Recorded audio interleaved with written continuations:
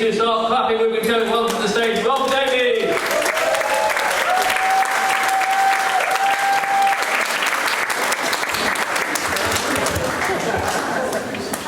How are we doing this evening? Well, that's loud. Feel good? Yeah. Any positive? Yeah. Good. Only a small amount of ambivalence in the room. It's nice to know. My doctor diagnosed me with a bad case of ambivalence. I'm not really sure how I feel about that. I'm looking a bit Miami Vice tonight, I know this. I like clothes shopping. I'm one of the people who goes and buys some socks and comes back with 4 pairs of jeans and a suit.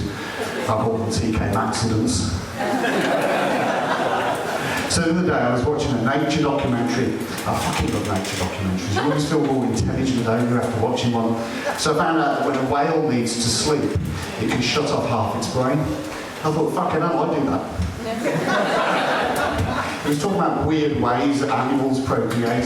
So there's this deep sea anglerfish that basically fuses itself to the female, and that's its life. And I thought, fuck, that's some commitment, that is, isn't it? So I started Googling all the weird stuff that David Attenborough probably isn't going to tell you. So the sloth, take the sloth. It starts off with the female hanging from a tree for several days, and it's a high-pitched mating scream, which probably sounds a bit like, "Get a fucking move on!" It can take days for a sloth to call to its mate, and then when it's there, the whole thing is done in 5 seconds flat. It seems that sex is the only thing that sloth does quickly. Lions, their mating season lasts a whole week, and they go like the clappers. They don't touch each other for 6 months afterwards. Kind of sounds like a honeymoon, doesn't it, really? Now, there's this thing called the antechinus, which is a fucking mouthful, so I'm just going to call him Dave for the sake of this. So the antechinus is a small brown mouse from Australia, and basically Dave is born. Dave, basically, before his first birthday, goes on a 2-week, 14-hour-a-day sex kamikaze marathon, and then dies. Unless, of course, he's just plain dead, because after 14 hours of sex, she's probably going to want to fucking cuddle.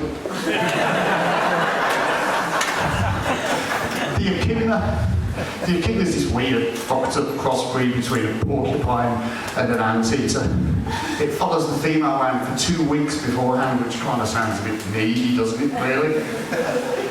It's got a long snout. Nearly tripped over the cable.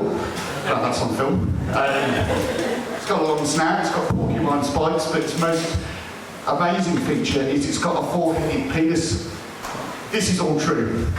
So, gents, you know when you're having that 3 a.m. piss when you're half asleep and you're like that? Then you realise that's the sink and the toilet's over here. Oh, fuck, where am I?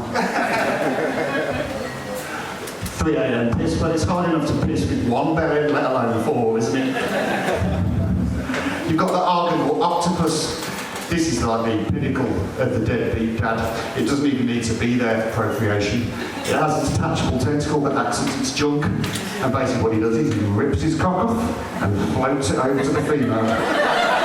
Teases a dildo. After that, it bleeds out and dies, avoiding months and months and months of school runs, and goes into a whole new level. The last one I want to tell you about is the bonobo monkey. Now, we share 98.7% of our DNA with the bonobo monkey, and they're one of the few mammals that have sex for pleasure. But they've taken it to the extremes. Not like Michael Hutchins' level of extremes, but the extremes. We're going to do it again now. So, yes, the bonobo monkey.